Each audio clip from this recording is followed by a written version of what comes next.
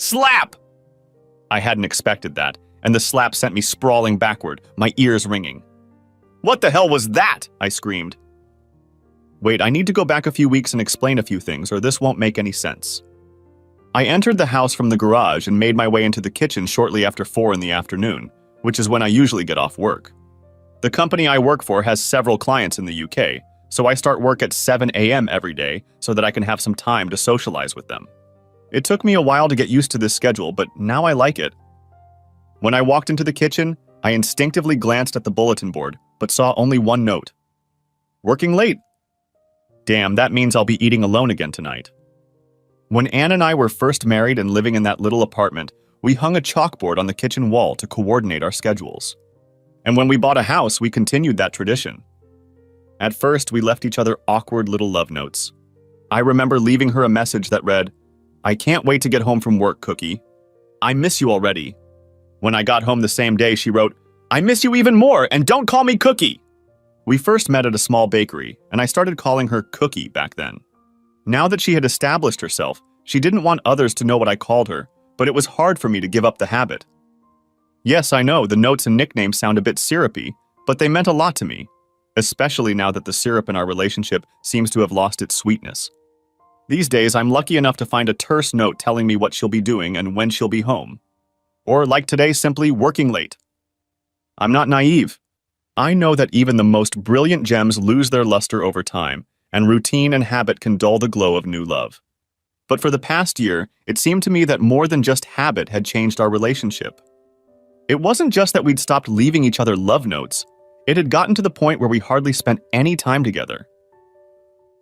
My work schedule, of course, was part of the problem. On weekdays, I left for the office long before she got out of bed. But her job compounded the problem. You see, Anne is a realtor, and while her office has regular office hours, she is pretty much at the mercy of any seller or buyer. Want to make an offer on a house at 9 o'clock at night? Anne will come to you to help with the paperwork. Trying to sell your home? Anne will organize an open house that will keep her busy all afternoon on Saturday or Sunday. Basically, you get the idea. But that's not all. 2 years ago, Anne got it into her head that she was going to run for city council in our district. I tried my best to talk her out of it, but friends and associates kept encouraging her. I wasn't too worried at the time because our longtime council member had gotten 2/3 of the vote in the last election. But halfway through this campaign, his wife suffered a stroke, and he withdrew from the election to take care of her. Before I realized what was happening, my wife had taken her seat on the city council. This, of course, led to a whole new set of responsibilities. It wasn't just the monthly council meetings. Soon, Anne was meeting with constituents, serving on task forces, and doing all the things that elected officials do, for crying out loud. When I stood with her on the platform at the hotel on election night when she won re-election, I was proud of her and her success. When I saw how happy she was in her new responsibilities, I was happy for her. But as the weeks went by, our time together dwindled. When I tried to broach the subject, she became defensive, accusing me of jealousy and lack of support. All of this would have been bad enough, but over the past year I'd noticed a change in her attitude. It wasn't just that she'd grown colder toward me. Lately, when we spent time together, I'd felt a condescending attitude toward her, bordering on contempt. It wasn't anything overt, of course. It was just the way I felt. When I had some free time, I thought a lot about the situation. You won't be surprised to learn that it put me in a bad state of mind. I worried about the loss of time spent with her and resented the demands that had come between us. I still remember one evening when we were infatuated with each other. We had just retired to the bedroom when the phone rang. You guessed it. It was one of her real estate clients with an emergency she had to handle. Even today, that incident still haunts me. But to be honest, I also remember the time I had to cancel our weekend plans when one of my company's biggest clients had a network outage. Now I was sitting at the kitchen table trying to make sense of it all. Maybe I wasn't being fair to Anne. Maybe I'm just jealous because other people need so much of her time. But as a network engineer, I have developed the ability to identify problems from seemingly insignificant symptoms. My intuition told me that it wasn't just the factors I had considered so far. And it wasn't just our crazy schedules that made me so uncomfortable. I realized it was about her attitude toward me. When she first became a councilwoman, she had been so eager to tell me about everything that was going on in the council and the mayor's office. But now she didn't bring them up anymore. Maybe it was just that the new girl had gotten old, Or maybe she had decided that I just wasn't worth talking to. It was a possibility that kept me on my toes. Suddenly, I had a truly dark thought. What if she was having an affair? I immediately dismissed the abominable idea. My cookie would never cheat on me. But I couldn't get the thought out of my head because it seemed to answer many of the questions I had. What was she really doing all those nights she was working late? She could have been seeing clients, but she could also, I realized, have been seeing her lover. Why didn't she tell me where she was going anymore? Was it because she just didn't care, or because she didn't want me to know? Why was she so condescending to me when we were together? Did she despise me now that I was her unwilling cuckold? The longer I sat there thinking, the more I felt an angry suspicion come over me. I had to do something to stop this train of thought before I did something stupid and irreversible. So I got up from my desk and put on my old work clothes. Then I got out the lawnmower and started working on our lawn until it was too dark to see any further. The physical exercise helped a little. I still couldn't help but think about the situation, but I had calmed down enough to develop a plan of action. When problems start on the network, the first thing I do is run a series of tests to determine the cause. I need to do the same with my marriage. Run diagnostics and find out what went wrong. Over a dinner of leftovers, I pondered what diagnostic tools I could use. I was well aware of the many electronic marvels that could easily be used to spy on someone. But the more I thought about it, the more complicated the problem became. Sure, I could set up microphones and cameras around the house, but with Anne spending so little time at home, it was unlikely to do anything useful. I was concerned about the time she spent out of the house. I thought about putting a beacon on her car, but what good would that do? Between real estate shows and city council meetings, my wife was on the road most of the time. Parking at a hotel? She was constantly attending luncheons and holding meetings in hotel conference rooms. Miniature recording devices? Tried to tap every cell phone she used? It was nothing to be alarmed about. I knew the answer, but I didn't want to use it because I thought it would be expensive. But hiring a professional was clearly the right decision, so I sat down at the computer and typed detective agencies into the search engine. That didn't help. There were dozens of them. Some had ratings, but I'm pretty skeptical of online ratings and user recommendations. It's too easy to fabricate them. Does Craigslist have a section for detective agencies? Angie's List? Damn! Next in my search, I noticed an entry about a Channel 9 news story.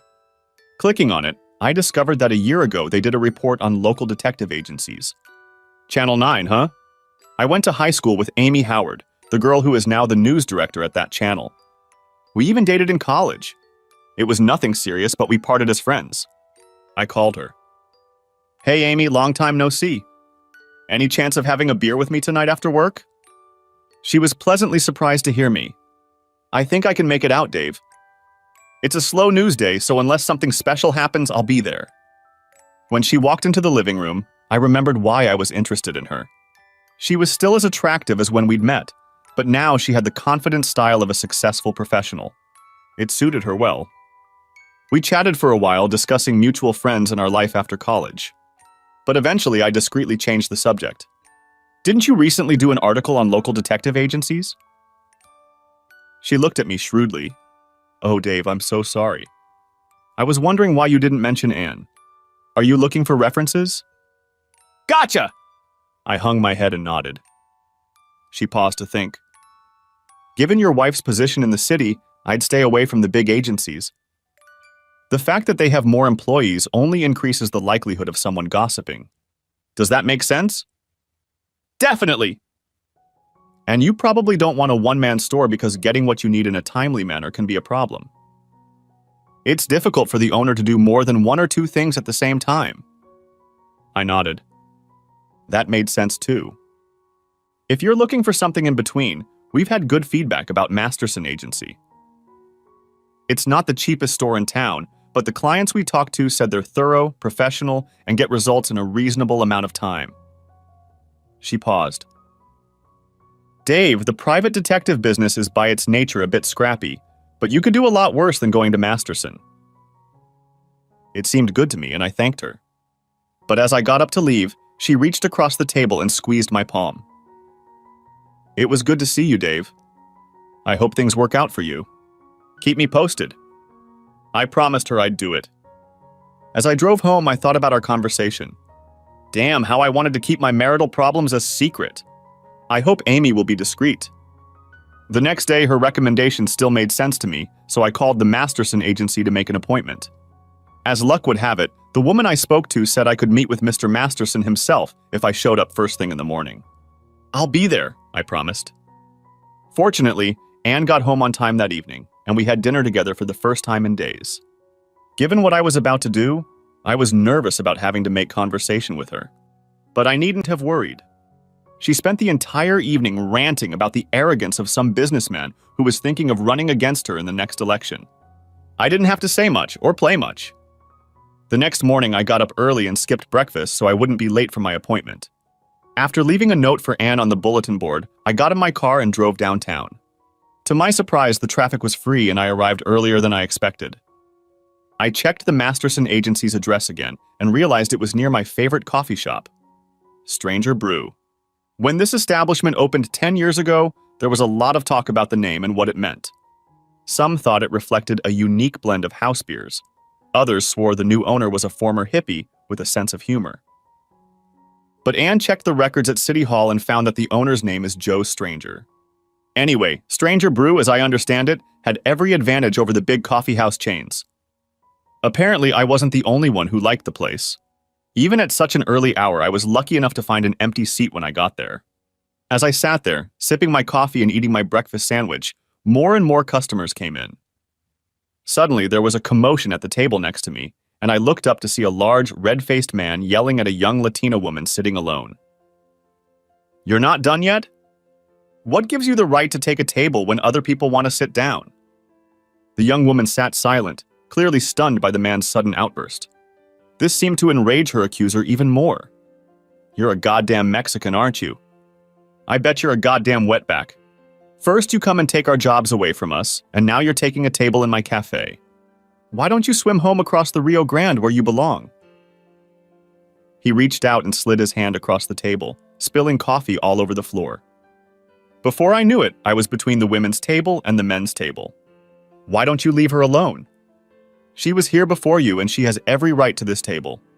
You should buy her another cup of coffee and apologize for insulting her." The man's face grew even redder and I tensed, expecting him to lash out at me. But his gaze suddenly shifted to something behind me, and when I turned around, I saw the owner standing there. The stranger wasn't a big guy, but he had a sawed-off pool cue in his hands. "You," he bellowed at my antagonist, "get out of my store and don't come back. You have no right to bully one of my customers, and I sure as hell don't want your business." I thought the man might decide to pick a fight after all, but he looked at Joe's pool cue, then at me, and finally decided not to risk it. "Okay," he called out as he walked out of the coffee shop. "I'm glad to leave. This place sucks anyway." When the noise subsided, I turned to the shocked woman. "I'm so sorry about this, miss. Can I get you another cup?" The woman looked at me shyly. "You don't know me. Why did you do that?" I shrugged. "I don't know. I guess I hate bullies and bigots." She smiled and held out her hand. "I am Maria Elena Alvarez, and I am very grateful for what you have done. There are many who do not feel what you feel, and even fewer who are willing to step in to help a stranger. You're welcome, Maria Elena. I'm David Davis, and I'm glad I could help." At that moment, Joe returned with 2 cups of coffee. "I brought a fresh cup for each of you. I apologize for what happened, and I hope you feel comfortable coming here in the future." We assured him we'd be back, and then Maria looked at me. "Would you like to have coffee with me? It will free up your table for others. If you don't mind the company, I'd love to join you." I sat down next to her and we started chatting, sipping from steaming paper cups. She shook her head sorrowfully. "I ended up here completely by accident. I'm starting a new job nearby and I got here early because I didn't want to be late for my first day." She took another sip and looked at me. "Do you come here often?" "Not as often as I'd like. Actually, I have a personal business meeting first thing today, and I didn't want to be late." She nodded, then looked at her watch. "Actually, I should probably get going." She stood up and held out her hand again. "Thanks again, David, for coming to my rescue. It was a pleasure meeting you, and I won't forget what you did." I shook her hand and watched her walk out the door. I took another sip of coffee and decided it was time to hit the road myself. Leaving the coffee shop, I headed down the sidewalk toward the Masterson Agency address. Looking up, I noticed Maria walking ahead of me in the same direction. When she stopped at a stoplight, I caught up with her at the intersection. She noticed me, smiled, and nodded. After crossing the street and walking a little more, she looked back and saw me following her. She frowned. Damn, I don't want her to think I'm following her! Then, to my horror, she entered the lobby of the same building where I was headed. I deliberately waited a little longer, hoping that when I entered, she would be gone. But when I opened the door, I saw her standing in the lobby with her arms folded and a concerned face. Look, she said as I hesitantly approached her. I really appreciate what you did at the cafe, but that doesn't mean you have the right to… No, I interrupted. I promise I won't follow you. At least not intentionally. It's just that I have an appointment in this building. She looked at me skeptically, then turned and walked toward the elevators. I followed her, and when the door opened, I got in too. She pressed the 4th floor button and then turned to me questioningly. I'm going to the 4th floor, I told her helplessly. She frowned again, but said nothing. I backed up when she came out on 4th, but she started walking down the hallway toward the Masterson Agency. As I slowly followed her, she turned around and frowned. Suddenly, as we approached the door to the agency, a look of understanding appeared on her face and the frown dissipated. She stopped in front of the door labeled Employee Entrance and turned to me. Good luck with your business, David. I understand now. I nodded at her. Thank you. And good luck with your new job, Maria. When I walked into the agency's main entrance, all I could think was, damn, she must know why I'm here today. Now I had 2 people who knew I needed a detective. After I gave my name to the receptionist, I was not immediately ushered into Bradley Masterson's office. I didn't know how well the agency was doing, but at least I had a senior specialist, and that was something. If anyone matched the last name Masterson, it was him. He definitely looked masterful. My height is just above average, and when he stood, I looked up at him. Not only that, but he was built like a midfielder. I felt a little intimidated. As soon as we shook hands and I began to explain why I had come to see him, he quickly put me at ease with his professionalism. He skillfully guided me through a series of questions about my wife, my suspicions, her habits, and a number of other factors I might not have thought of. This guy really knows his stuff. After half an hour of discussion, he leaned back in his chair. The fact that your wife is a member of the council actually makes the job a little easier. She's used to being in public and having strangers around her. Surveillance shouldn't be a problem. A warning bell rang in my mind. Your men must be careful. If it becomes known that I'm following her, it could cause a major political scandal. He smiled like a used car salesman. Mr. Davis, we pride ourselves on our discretion and professionalism. Your wife and her entourage will have no idea that she is under surveillance. I still wasn't convinced. So what methods will you use? Audio, video, GPS tracking? He leaned forward, crossed his arms, and gave me a piercing stare. I won't answer your question because I don't want you looking for watchers or devices. I've had clients who lost weeks of work when they accidentally alerted their spouse. Then he frowned. Also, I don't want you trying to conduct surveillance on your own. For the next 2 weeks, you are to stick to your normal routine and behave perfectly normally in the presence of your wife. We're professionals, we don't need help, and we sure as hell don't need amateurs getting in the way. Do I make myself clear? I leaned back in my chair. Absolutely. And then the other thing he said hit me. You said 2 weeks. Do you think you can get what you need in just 2 weeks? He relaxed and gave me another of his smiles. You told me that you've really noticed a change in your wife's behavior over the past 6 months. That leads me to believe that if she is indeed having an affair, it is in its hottest phase. She wants to see him, or her. I hadn't thought of that possibility. As often as she can. At the same time, she's already convinced she's getting away with it. I really expect that we will be able to give you a definitive answer a week from this Friday. At the very least, we will be able to let you know of any suggestive behavior that requires further investigation. I couldn't help but be impressed. This man not only had the necessary skills for the job, but also had a pretty good grasp of human nature. I think I had chosen the right diagnostic tool for the job. Okay, I'm convinced. So how much is all this going to cost? Without blinking an eye, he gifted me with a figure that made me wince.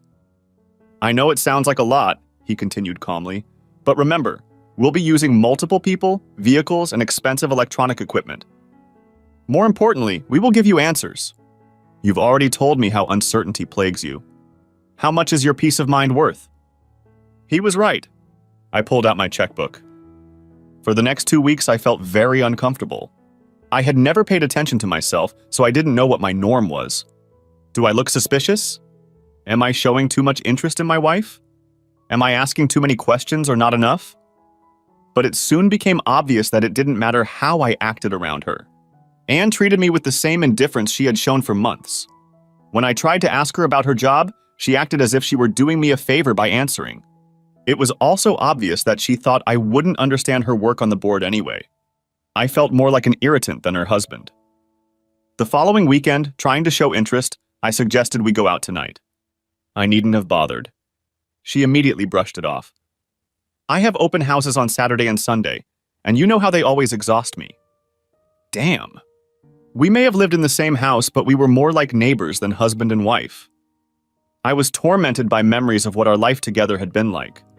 We had so much in common, so many common interests and favorite activities. I remember sitting together and talking for hours about our dreams and how we could fulfill them.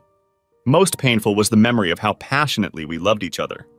We would pass each other in the hallway and the next moment find ourselves in bed in each other's arms, desperate to quench our desire. Where did all that love and passion go? Ironically, the closer we got to our dreams, the more we drifted apart. I realized that I was passionate about my career not only because of the financial rewards, but also because I found my work intellectually stimulating. Again, I wondered, had I played a role in pushing Anne away? But if I did, I felt Anne was just as much to blame. She was a good realtor, but she had always wanted more. Being elected to the council had been a dream come true for her, and lately she had started hinting at running for mayor. I couldn't understand why she was never satisfied with what she had. The more I thought about it, the more convinced I became that our career paths had contributed to the current state of affairs in our marriage. But even with all the stress, a little voice in my head kept warning me that there was something more I was overlooking. Was I being paranoid, or was there a real threat? As much as I hated spying on Anne, I decided I was doing the right thing. Masterson was right. Peace of mind was worth a lot. All in all, these 2 weeks I felt like a patient scheduled for exploratory surgery. I was scared to death of what would be discovered, but I couldn't wait for it to be over. Before the meeting, I stopped by Stranger Brew for my favorite coffee. A prisoner's last meal. Sitting there, I looked around, wanting to see if Maria Elena was there, but she wasn't. Thankfully, the bigot I'd run into didn't show up either. Finally, it was time. I walked the 3 blocks to Masterson's agency like a condemned man walking the Green Mile. While I was giving my name to the receptionist, Masterson startled me by coming out and walking me back to his office. Uh-oh. This can't be good news. He sat down and placed his hands solemnly on the folder on his desk, and his face turned into a mask. I couldn't stand the tension any longer. So what's the verdict? What did you find? Instead of answering, he slid the folder toward me. I think it's best if you see for yourself, he muttered, and my heart fluttered in my chest. Shit, shit, shit! I hesitantly opened the folder and picked up the first photograph. It showed my wife standing outside a house I had never seen, holding the door open for a young couple. In the corner of the photo, I could see a barely visible "for sale" sign. I quickly picked up the next picture. It was obviously taken from the visitors' gallery and showed Anne sitting in her seat in the council chamber. Below it was a picture of her talking with Mayor Dalloway in the hallway of City Hall. After that was a picture of Anne walking through the door of her real estate agency. Confused, I hastily flipped through the rest of the photos in the folder. Each of them looked perfectly harmless, exactly as I'd expected my wife to look. When I looked at Masterson in confusion, his grim face was replaced by a wide grin. Mr. Davis, I'm happy to report that your wife is not cheating on you. Not only has she not gone sneaking off to a lover, but she has observed absolutely no behavior that we would consider even remotely suspicious. He leaned back in his chair and put his hands behind his head in a pose of relaxation. Your wife, Mr. Davis, is multifaceted. She's a dedicated elected official, she's a busy and successful realtor, she's a driven woman. But I can assure you without reservation that she is not an unfaithful wife. Then his face took on a more serious expression. I know you had questions about her, and I suspect the last 2 weeks have been very difficult for you. But now you can put all those doubts and fears out of your mind and focus on enjoying your marriage." He gave a friendly smile. "Most of the time, my job is to give husbands or wives terrible news about their spouse. I really like it when I get to break some good news for a change." He stood up to shake my hand. "You're a lucky man, Mr. Davis." I was thrilled. The doctor had just told me that that spot on the X-ray was nothing. Relief came over me like cool water on a hot day. I shook his hand again, struggling to find the words to express my gratitude. The big man smiled and reached into his desk drawer to pull out an envelope. "Here's the rest of the bill for our work. I hope you will feel that the money was not wasted. If you pay the receptionist on your way out, it will save us from having to send the bill home to you." "I don't think you'd want us to do that," he laughed. "I don't want to use all those hackneyed cliches about walking on air." Suffice it to say that I left Masterson's office in a happier mood than I had been in a long, long time. At first, I simply enjoyed the relief, but soon a new thought struck me. I need to get to work on rebuilding my marriage immediately. I need to show Anne how much I love her. I need to stop taking her for granted. By the time I got back to the office, I had a whole list of things I wanted to do. Luckily, there was nothing on Anne's schedule for the weekend, so I was free to have a blast. I started taking notes. Friday night. Flowers, takeout from that little Mediterranean restaurant Anne loves, bubble bath, new sheets on the bed. I'm going to make tonight all about her. Saturday. Breakfast in bed, a trip to the spa, more flowers, reservations at the best restaurant in town, a full-body oil massage, and then the sex we had when we were first married. I smiled happily. This is going to be good. As I expected, Anne didn't get home until 7 o'clock from the zoning committee meeting. Staggering, she walked into the living room and sank down on the couch. "I'm tired," she moaned. "I don't know if I can cook tonight." Suddenly, her head came up. "What is that delightful smell?" Then she looked around and noticed a flower arrangement in a vase on the coffee table. "Where did those flowers come from?" I walked over to the couch and knelt down beside her, smiling broadly. "These beautiful flowers are for my beautiful wife, and what you're feeling is dinner already prepared and waiting." She looked at me in amazement and then grabbed the vase. "These are beautiful," she exclaimed. "Let's take them to the dining room so I can enjoy them at dinner." I hurried into the kitchen to prepare her plate, and by the time she took her seat, everything was ready. Then I slipped a clean towel over my arm and showed her the bottle of her favorite wine I had chilled in the refrigerator. "Would you care for a glass, my lady?" She nodded gratefully, and when our glasses were filled, we began to eat. After a few minutes, she set her fork aside. "This is wonderful. You haven't done anything like this in a long time. To what do I owe such luxurious treatment?" Then her face darkened. "Have you done something you feel guilty about?" I knew this question would follow. "Yes," I said boldly. "I've neglected you for far too long. You've been working like a Trojan, doing the equivalent of 2 full-time jobs, and I've been so consumed with my work that I haven't taken the time to appreciate you. I'm lucky to have you as my wife, and I'm going to make sure you know that I feel that way." She sat like that for a moment, and then her face spread into a smile. "We really did neglect each other, didn't we?" Then she lowered her eyes and gestured toward the table. "Is there anything else?" "Sure," I said enthusiastically. "After dinner, I'll run you a bubble bath and you can soak as long as you want to relieve all the pain. Then I'll tuck you into bed so you'll get a good night's sleep." I grinned.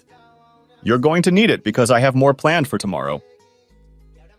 I haven't seen a smile like that from her in a long time. Later, when she climbed under the covers after her bath, she stared at me in surprise. "Is that new bedding?"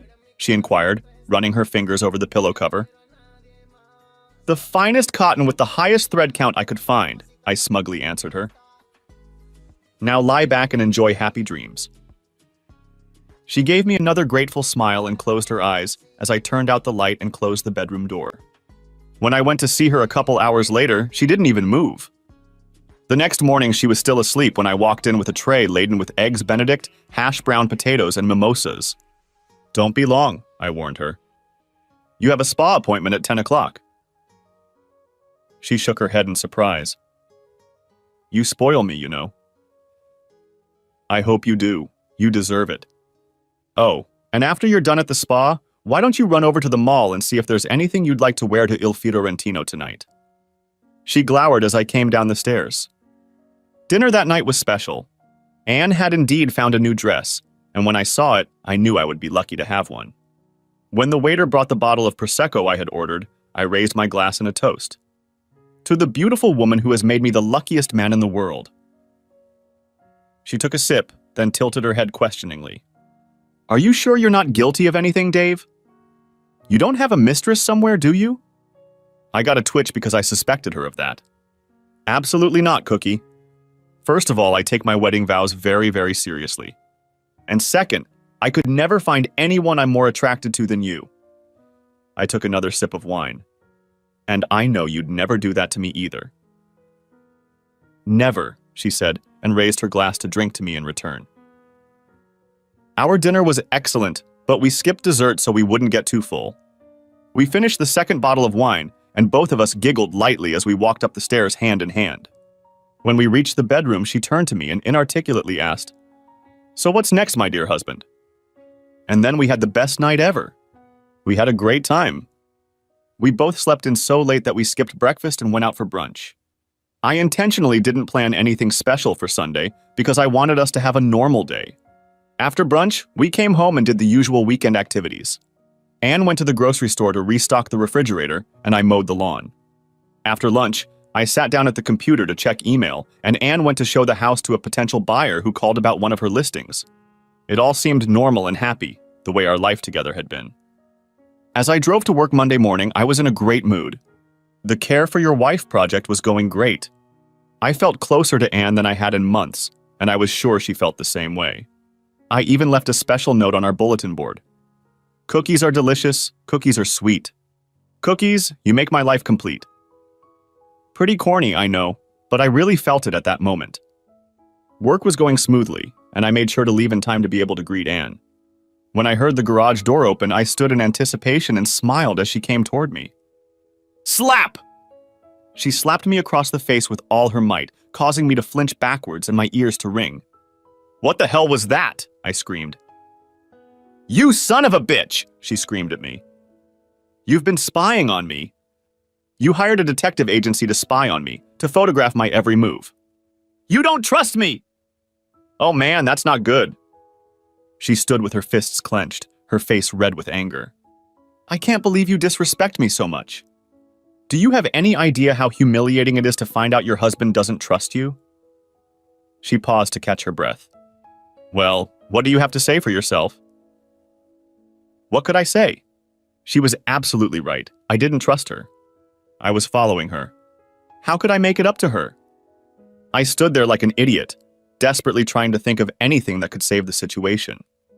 But I trust you, Cookie. I know you've been loyal and honest. You bet, after you've had me by the tail for 2 weeks. Her face contorted even more.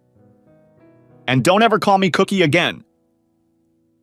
All I could do was stare blankly at the floor.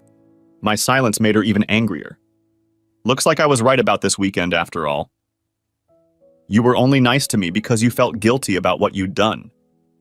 No, Anne, that's not true, I began, but she interrupted me. Well, if you didn't feel guilty, you damn well should have. Tears of rage flowed from her eyes as she looked at me. I've never been treated so horribly in my life. And to have it done by my own husband. She spun in place and headed for the stairs. I can't even look at you right now. With those words, she stomps up the stairs, and I hear our bedroom door slam shut.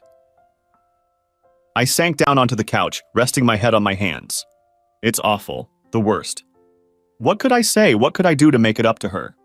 I stood up and started pacing around the room, my thoughts going in circles as well. I don't think flowers or candy will help. Right now, I feel like there is no gift I can give her at any cost to get her back. Price? Oh hell, what if she finds out how much money I paid Masterson? Then she's gonna freak out. My jaw started to hurt, so I went into the kitchen and put ice in a plastic bag on it. I deserved it. Hell, I deserved much worse. Then I had an even worse thought. What if she wanted a divorce? I really couldn't blame her. Why had I let my paranoia get the best of me? I heard her walking up the stairs and I wondered what she was doing. After a while, she came downstairs and picked up her purse. Casting me an angry look, she hissed, "I don't want to be in the same house with you," and headed for the door. I hurried after her. "Are you coming back?" "I haven't decided yet." With those words, she headed for her car and drove off, tires squealing. I stood there helplessly for a minute, then decided to go upstairs and find out what she was doing there. At first glance, our bedroom looked normal, but when I caught a glimpse of the guest room, I realized. She had pulled all my clothes out of my closet and haphazardly scattered them on the guest bed. Everything I had stored in my dresser drawers was unceremoniously piled on the guest room floor. I sighed and began to pack up my things and set them out in the guest room. It looked like I'd be sleeping here for the foreseeable future. At least she wasn't kicking me out of the house. I wasn't very hungry, but I forced myself to eat the leftovers while I waited for her to come home. It was later and later, and eventually I gave up and went to bed. A short time later, I woke up to the sound of footsteps coming up the stairs. I pulled myself up in bed to see her walk past. A moment later, the bedroom door slammed shut, and I heard the lock click. I sank back onto the pillow in fear. After a night of sleeplessness, I got up early and used the guest bathroom to shower and shave. When I was done, I quietly tried the door to the master bedroom, but it was, not surprisingly, still locked. Downstairs, I made myself some coffee, but I had no appetite, so I skipped breakfast. Before I left for work, I looked up and noticed our bulletin board. I grabbed the chalk and wrote, "I'm sorry, Anne. Can we talk?" I had so much more to say, but I left it at that. Luckily for me, there were no major problems at work because I would have been useless trying to solve them. All I could think about was how to explain what I had done without making things worse. "Baby, I love you, but I suspected you were cheating on me." Maybe that's not quite the right approach. How about, "Now that I've checked you out thoroughly, I trust you again." Yeah, that would make her feel better. After agonizing over it for most of the day, I finally decided to tell her the truth. "Babe, I was afraid we were drifting apart, and I let paranoia override common sense." That had the advantage of honesty, and if I combined that with a sincere apology, maybe it would help. I left work a little early, planning to throw myself on the mercy of the matrimonial court when she got home. But my hopes were dashed when, as I walked through the kitchen, I noticed the bulletin board. My plea had been erased, and in its place in large letters was written, "Go to hell." That didn't sound too promising. Nevertheless, I set about making a delicious dinner for the two of us. Maybe we could talk while we ate. 2 hours later, as I sat alone at the table, the foolishness of this plan became apparent. Admitting defeat, I ate my dinner and put her plate away in the refrigerator. I was just finishing watching the late news when she came home. As she headed for the stairs, I couldn't help myself. "I was worried about you, Anne. I didn't know where you were." She stared at me with flint-like eyes. "Why didn't you call your private investigator and report what happened?" she asked, and there was sarcasm in her voice. Then she went upstairs and I heard the door to our bedroom slam. All I could do was groan. That night defined the nature of our relationship. We were in a state of Cold War, and there was no negotiation. She came and went as she pleased, and I had no idea of her schedule. We didn't go anywhere or do anything together. I was sure she was going to divorce me, and I was wary of every approach from a stranger. But to my relief, the papers never came. As time went on, I noticed, if not a warming, at least a gradual change in our relationship. Her anger at me was gradually replaced by indifference. She started talking to me again, but only about pressing matters. "Tomorrow is garbage day," or "Is there mail for me?" But she adamantly refused to talk about our situation, and the bedroom door remained closed. Lying in bed at night, my thoughts went from one emotion to another, like those annoying rotating GIFs you see on the internet. I started by feeling resentful and defensive about her treatment. How long is she going to keep this up? It's not like I've done anything wrong to her. It's unfair of her to shut me out like that. But just as quickly, I'd move on to remorse. "This is all your fault, David. Think how angry you'd be if she did the same thing to you.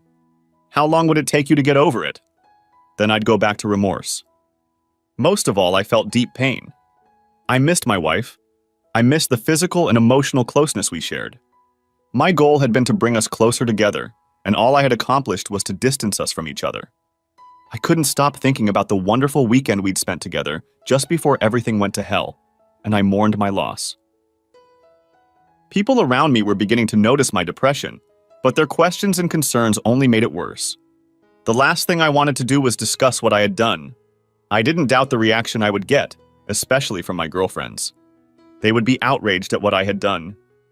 Worse, the fact that I used a detective to spy on Anne, if it became public, would likely cause rumors. It could be used against her on the campaign trail. If I messed up Anne's political future, we would definitely be finished. I felt trapped in a hopeless situation. I felt really bad, but there was no one to talk to about it. Now I know what purgatory is like. One Sunday I went for a walk in the woods, hoping that the fresh air would help clear my thoughts. After walking along a path for an hour, I came to a small clearing and sat down on a log to rest.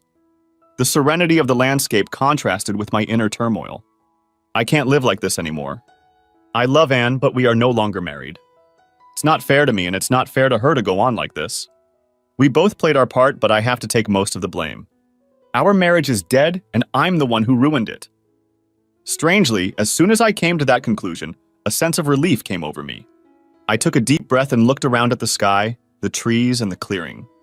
It's so wonderful here. I wish Anne could look at it with me. Then I realized what I'd just thought, and the bitter taste of defeat filled my mouth.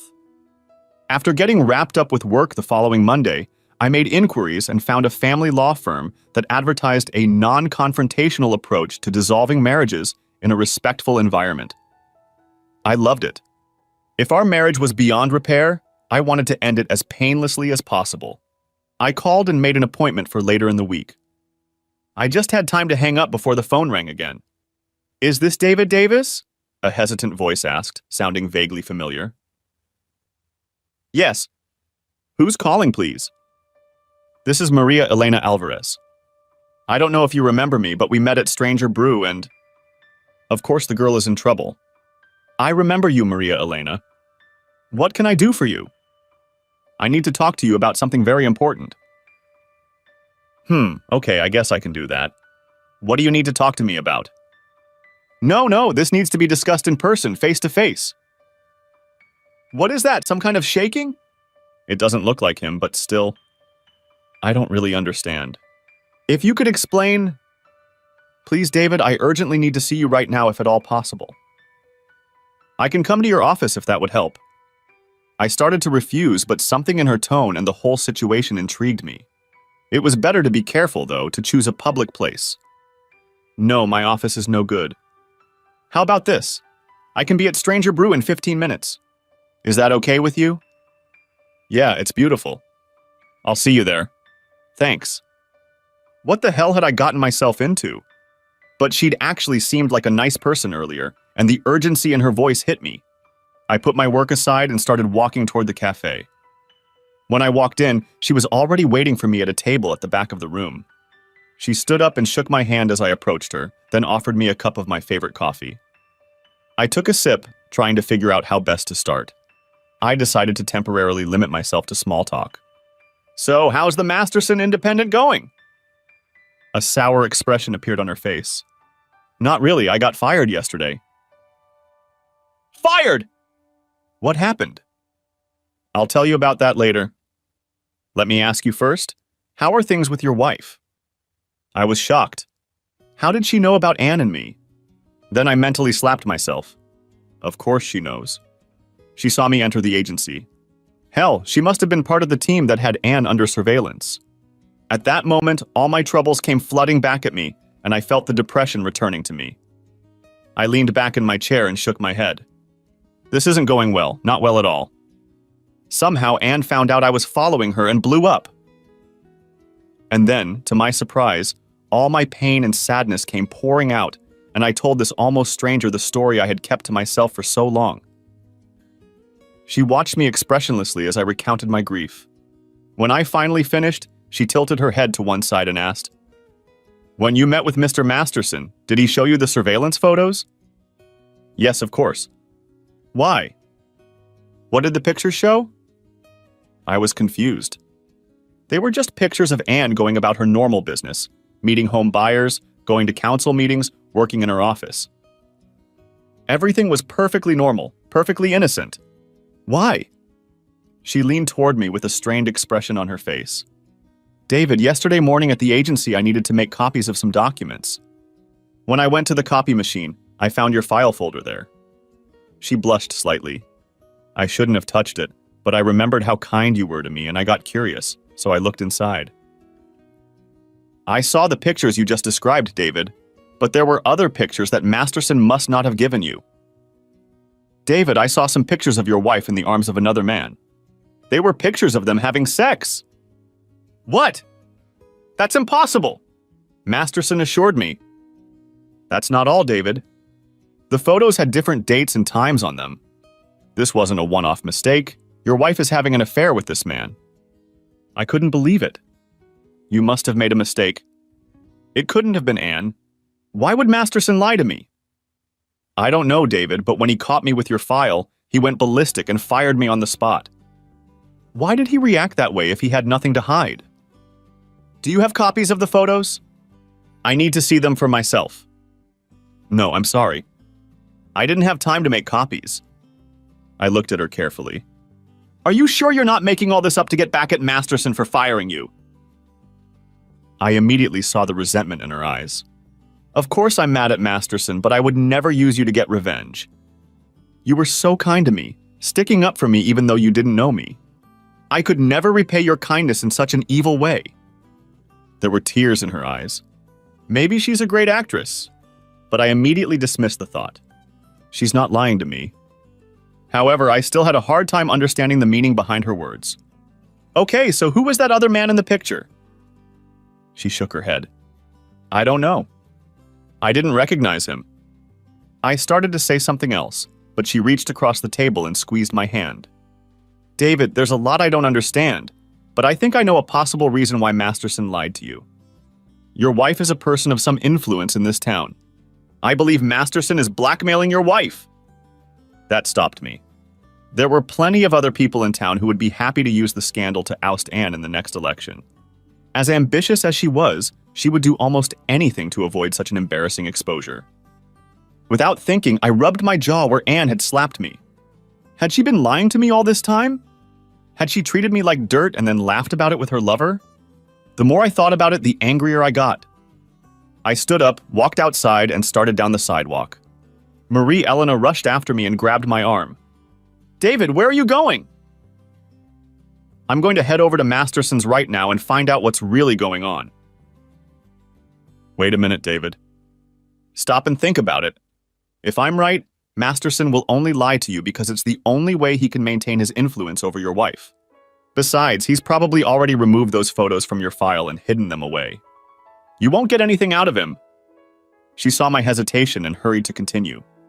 And the same thing will happen if you confront Anne. Do you really think she'll admit to anything? She pulled me toward a bench on the sidewalk. If you tell them what I told you, they'll both say I'm just a disgruntled employee. It'll be my word against their word. She looked me seriously in the eye. David, I swear to you that I'm telling the truth. I hope you believe it.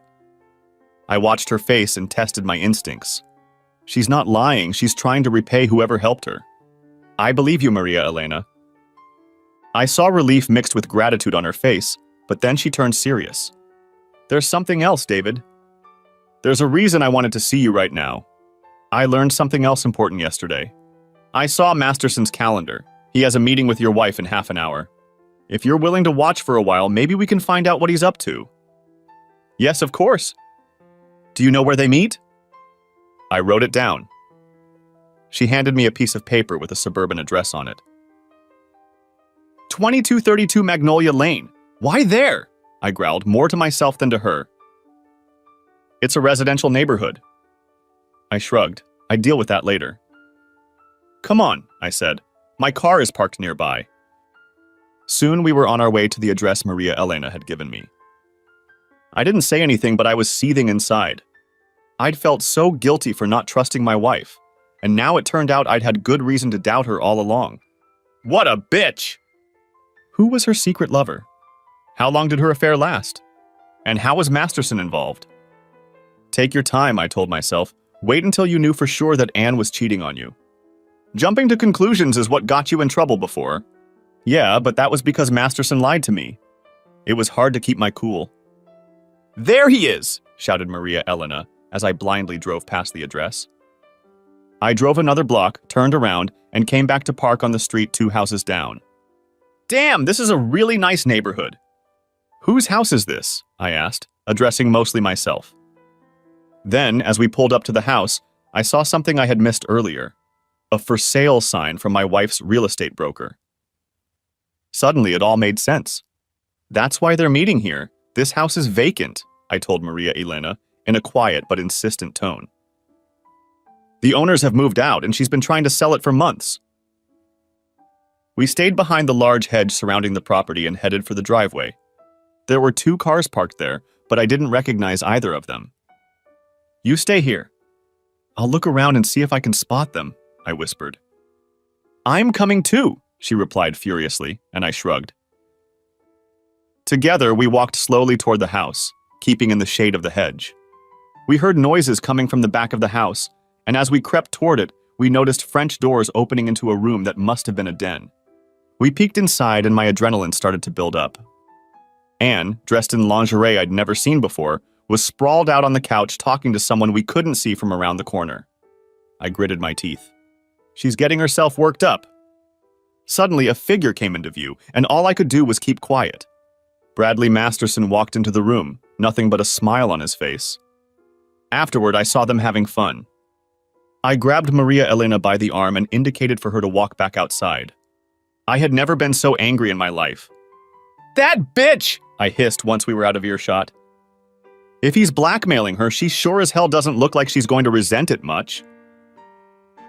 Should we take pictures? She asked. I thought for a moment, then smiled.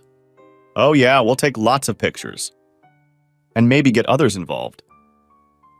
I hurried over to Anne's for sale sign, pulled it out of the ground and tossed it behind a hedge where it wasn't as easy to spot. Then I pulled out my cell phone and dialed 911. I want to report a residential break-in. I was walking around the neighborhood and saw 2 people breaking down the door at 2232 Magnolia Lane. That's right, they're probably burglarizing there right now. If you hurry, you can catch them before they get away. I hung up without giving my name, and Maria Elena stared at me in confusion. But I ignored her and called my friend at Channel 9. Hey Amy, are you still covering this series of home burglaries? I've got a hot tip for you. There's been a burglary at 2232 Magnolia Lane. Police have been notified and are on the scene. If you get here fast enough, you can stalk the competition and get some great footage. That's right, 2232 Magnolia Lane. No problem, I owe you one. What have you done? My companion asked, but I waved her question away. Let's go back and get those pictures. When we got back to the French doors, we saw another man. Maria Elena tugged my arm sharply. That was the man in the pictures, she whispered. Do you know who he is? I nodded angrily. Oh yes, I know him. Anne introduced me to him at one of her political receptions. It's none other than Harold Hartfield, head of the zoning commission in our fair city. Suddenly, Maria pulled me away from the door and pointed to the end of the driveway where the patrol car had just stopped. We rushed toward them together.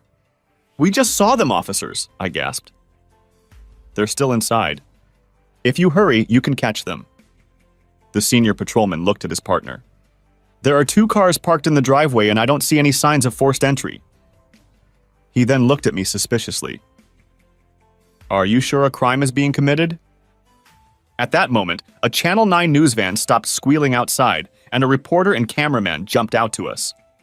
What's the story? Are we going to be able to get any action? The first policeman started to speak when we heard him. A loud female scream that seemed to shake at the top. Oh my God! Shouted I. He's killing her! The 2 policemen looked at each other in panic. Then Anne shouted again, even louder this time.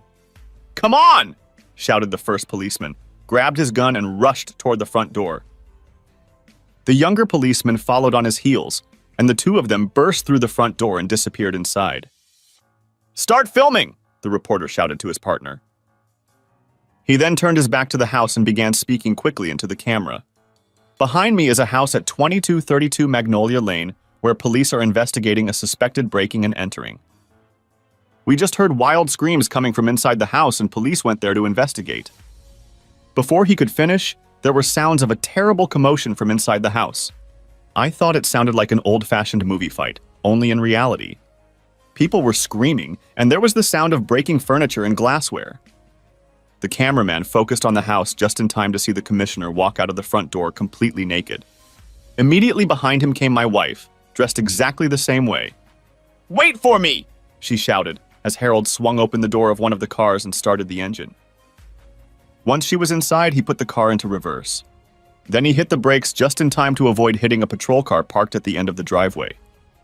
In desperation, Hartfield shifted into drive and roared into the yard. Then he spun the steering wheel, cutting huge furrows in the lawn, and tried to get through the hedge. He almost succeeded, but the thick branches stalled the car and lifted the rear axle so high that the tires could only spin uselessly in the air. The reporter immediately recognized the two politicians. He signaled his cameraman and then rushed toward the stalled car. "Commissioner Hartfield, Councilwoman Davis, could you please explain to our viewers what you were doing in the house together? And where are your clothes?" The commissioner refused to talk to him, and when the reporter insisted, Harold rolled down the window. As the camera continued rolling, the two men inside struggled to cover their nakedness with their arms and hands while shouting angrily at each other. Then the cameraman raised his head and focused again on the house. Bradley Masterson's hunched, naked figure appeared on the screen, his hands cuffed together, blood dripping from several cuts. The two policemen who were leading him to the exit didn't look at their best either. "Who's that?" the reporter asked confusedly. "This is Bradley Masterson, president of Masterson Investigations," Maria Elena said. "He's a private investigator." The reporter wrote down the name but was still confused. "And who are you?" he asked Maria Elena. "We need to go home, honey," I said firmly, took her hand and led her to my car. As we pulled away, we saw the police trying to drive away the neighbors who had come out to watch. Over the next few days, the news became a city sensation. Channel 9 used the footage for a promo for its evening news, and the footage of the commissioner, councilman, and detective covering their intimate parts was shown over and over again. The story was so racy that the national affiliate of Channel 9 picked it up and it made it onto the national evening news. Soon there were few places in the country where people didn't see the glorious figure of my wife running across the grass. Masterson, of course, was immediately jailed for aggravated assault on a police officer. As he was being transferred to his cell, he made some crude remarks about the two officers and what he intended to do to them as soon as he was released. The judge hearing the case was not amused by Masterson's remarks and refused to release him on bail.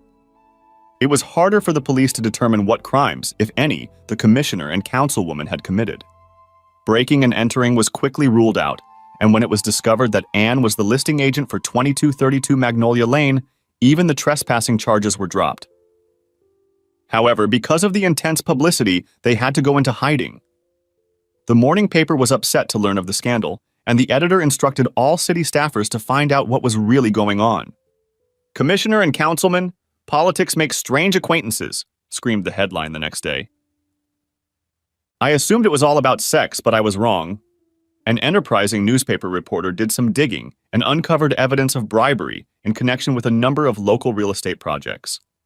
It turned out that a councilman was soliciting bribes from developers, and the commissioner was seeking favorable zoning permits in exchange for the councilman's sexual favors.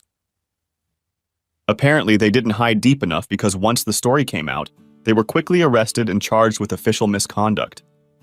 The first thing I did when I got back to my office off Magnolia Lane was to call the law firm I had contacted and cancel the appointment.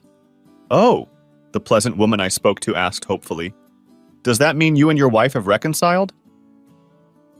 "That means I don't want to part amicably anymore," I said coldly. "I'll hire a real shark and take her out." I guess getting me involved was inevitable, at least at first. The police interviewed me several times, trying to find out if I had participated in or benefited from my wife's little scheme. Fortunately, Anne kept all her funds in a separate account in her name only. And when I told the lieutenant how I'd hired Masterson to investigate my wife, he only shook his head sympathetically. My friends and colleagues sympathized with me too, but none of them could think of anything to say to me. "We all loved Anne and are sorry she turned out to be a corrupt politician and a cheating whore," was somehow not quite right. Neither was, Sorry you turned out to be a cuckold. Most of them ended up avoiding me, and I couldn't blame them for that. I hired a real shark of a lawyer to handle the divorce case, although it turned out to be unnecessary. Given Anne's public infidelities and the likelihood of jail time, divorce was not an issue. But my lawyer made sure that Anne got the worst part of the financial settlement. I thought I was done with her, but to my surprise, I had another meeting with my soon-to-be ex-wife. Anne's lawyer called me. She wanted me to be a witness in Anne's defense. I laughed out loud at the thought, but stopped laughing when the lawyer said she was going to subpoena me if I didn't cooperate. The thought of being dragged back into a showdown with Anne was hardly appealing, and I considered backing out anyway. But then her lawyer mentioned that he wanted to interview me before the trial, and Anne would be present. After a brief thought, I decided to agree if Anne would answer a few questions for me. I was glad when she agreed. Maybe now I would finally get some answers. When I entered the conference room of the attorney's office, Anne was there with her. She was wearing one of her power suits that she liked to wear to council meetings when she knew the TV cameras would be there. I had to admit she still looked good. But when I looked at her face, I realized that the stress was taking its toll. Mr. Davis, Anne's attorney began, I understand that your marriage will soon be dissolved under favorable circumstances. We are not here to discuss it. We are trying to prove that before Mrs. Davis went astray under the influence of foreign temptations, she was a loving wife and a devoted life companion of good character.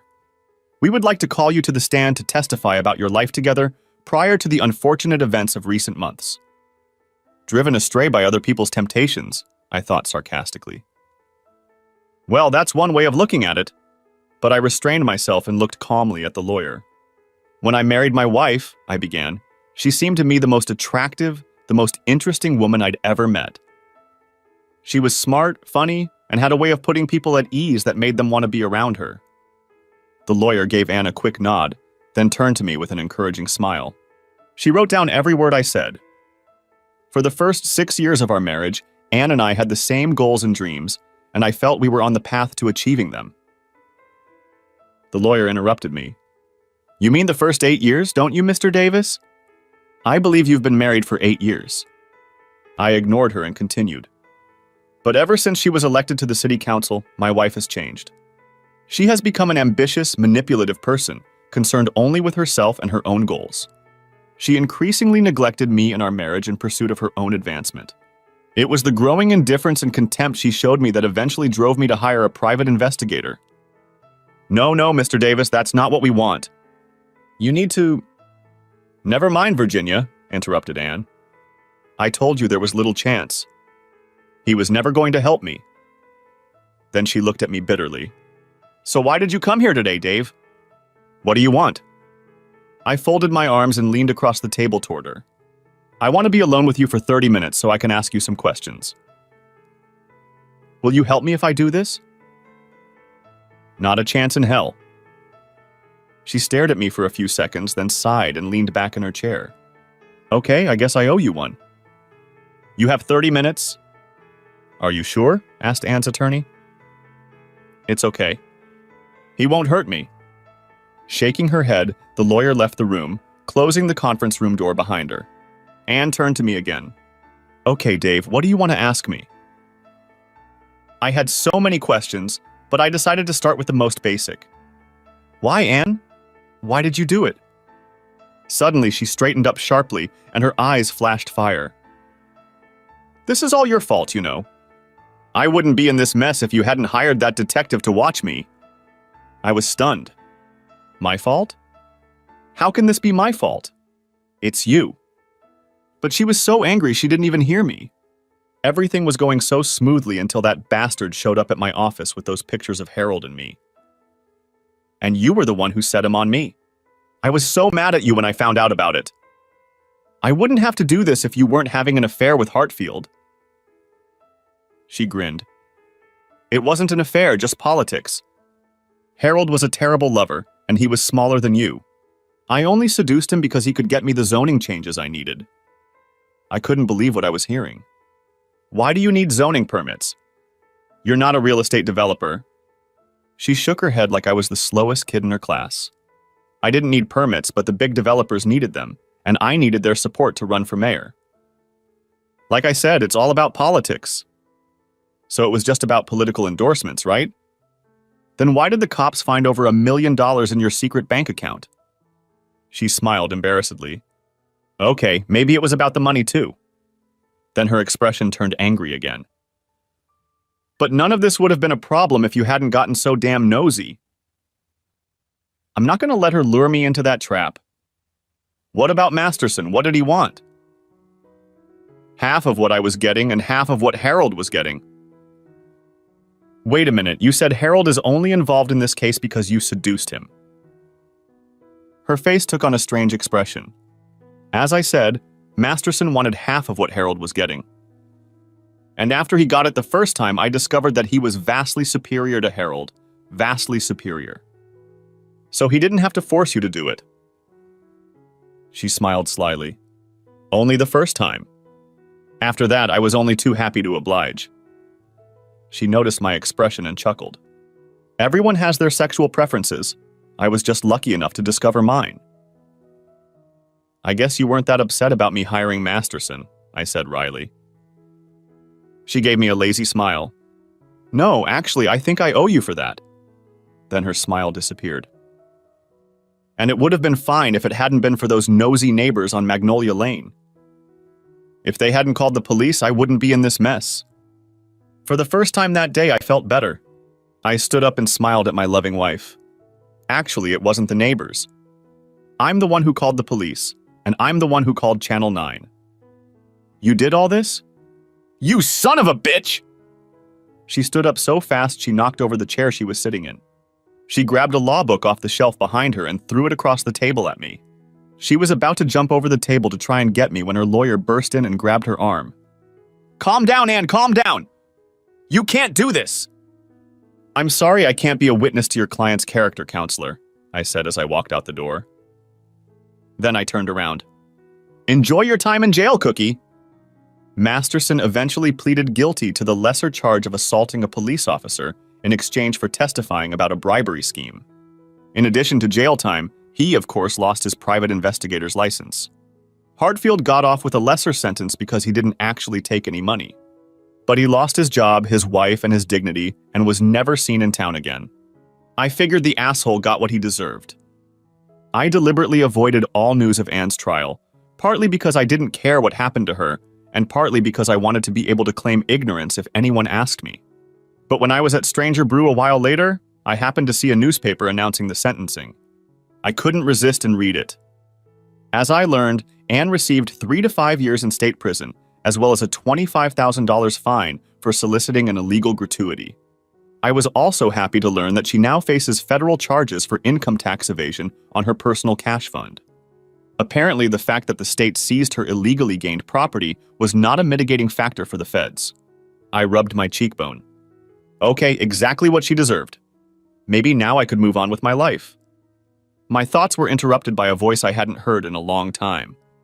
Hey, stranger, can you buy a girl a cup of brew? I smiled at her. I'll be very pleased, Maria Elena. Thanks for watching. I hope you enjoyed it. So subscribe to my channel and watch the next video.